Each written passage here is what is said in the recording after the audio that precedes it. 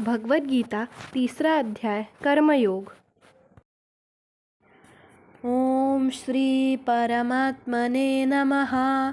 श्रीमद्भगवद्गीता अथ तृतीयोऽध्यायः।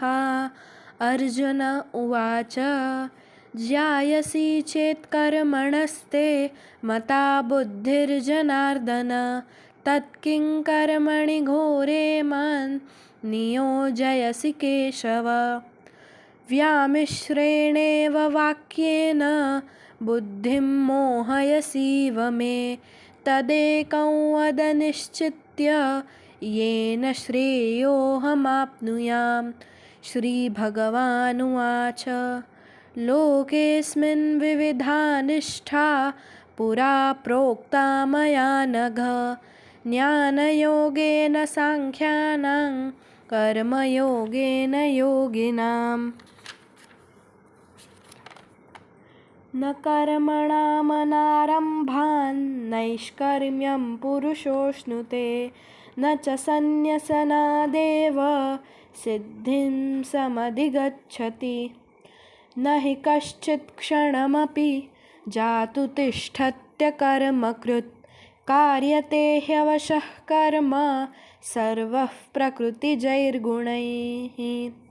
कर्मेन्द्रियाणि संयम्य य आस्ते मनसा स्मरन् इन्द्रियार्थान् विमूढात्मा मिथ्याचारः स उच्यते।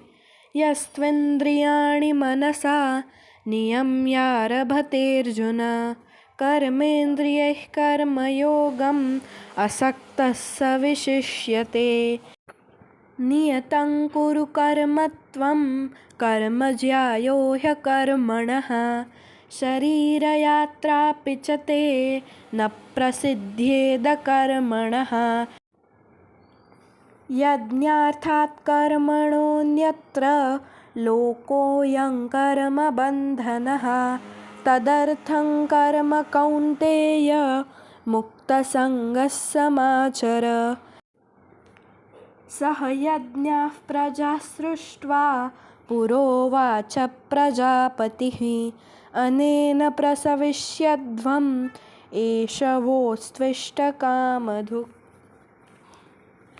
देवान् भावयतानेन ते देवा भावयन्तु वः परस्परं भावयन्तः श्रेयः परमवाप्स्यथ। इष्टान् भोगान् हि वो देवा दास्यन्ते यज्ञभाविताः तैर्दत्तानप्रदायैभ्यो यो भुङ्क्तेस्तेन एव सः। यज्ञशिष्टाशिनः सन्तो मुच्यन्ते सर्वकिल्बिषैः भुञ्जते ते त्वघं पापा ये पचन्त्यात्मकारणात्। अन्नाद्भवन्ति भूतानि पर्जन्यादन्नसम्भवः यज्ञाद्भवति पर्जन्यो यज्ञः कर्मसमुद्भवः। कर्म ब्रह्मोद्भवं विद्धि ब्रह्माक्षरसमुद्भवम् तस्मात् सर्वगतं ब्रह्म नित्यं यज्ञे प्रतिष्ठितम्।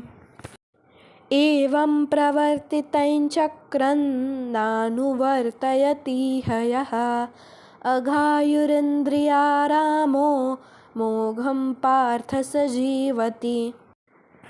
यस्त्वात्मरतिरेव स्याद् आत्मतृप्तश्च मानवः आत्मन्येव च सन्तुष्टस्तस्य कार्यं न विद्यते।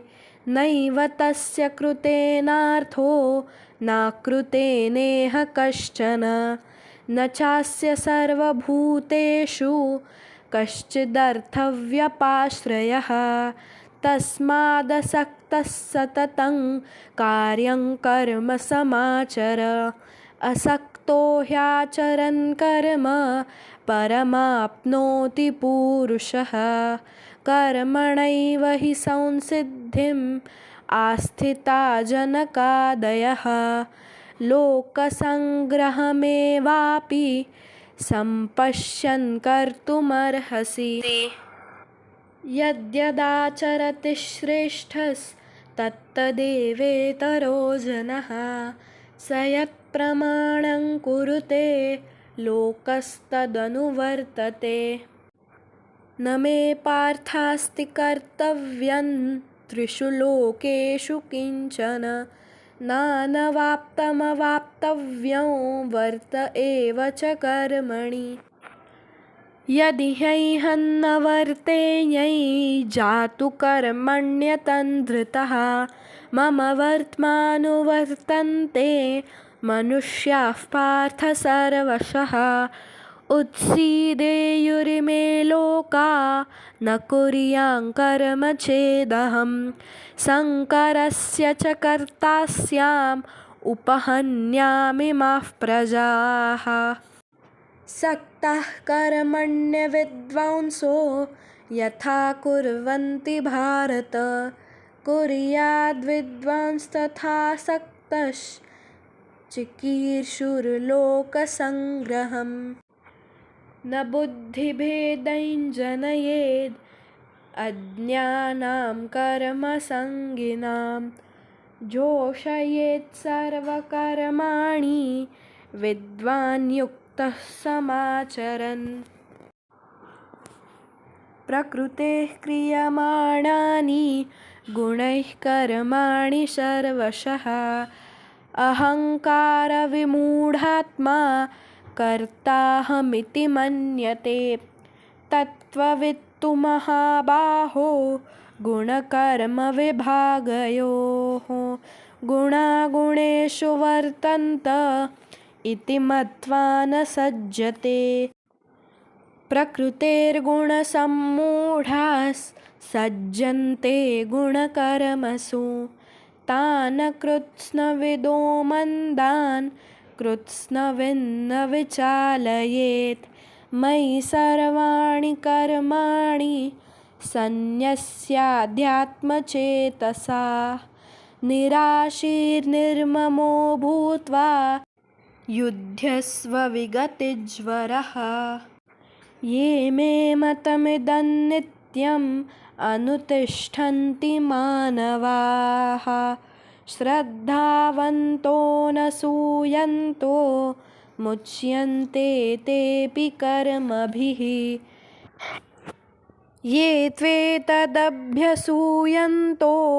नानुतिष्ठन्ति मे मतम् सर्वज्ञानविमूढांस्त्वान् विद्धि नष्टान् चेतसः सदृशं चेष्टते स्वस्याः प्रकृतेर्ज्ञानवानपि प्रकृतिं यान्ति भूतानि निग्रहः किं करिष्यति इन्द्रियस्येन्द्रियस्यार्थे रागद्वेषौ व्यवस्थितौ तयोर्न वशमागच्छेत् तौ ह्यस्य परिपन्थिनौ श्रेयान् स्वधर्मो विगुणः परधर्मात् स्वनुष्ठितात् स्वधर्मे निधनं श्रेयस् परधर्मो भयावहः अर्जुन उवाच अथ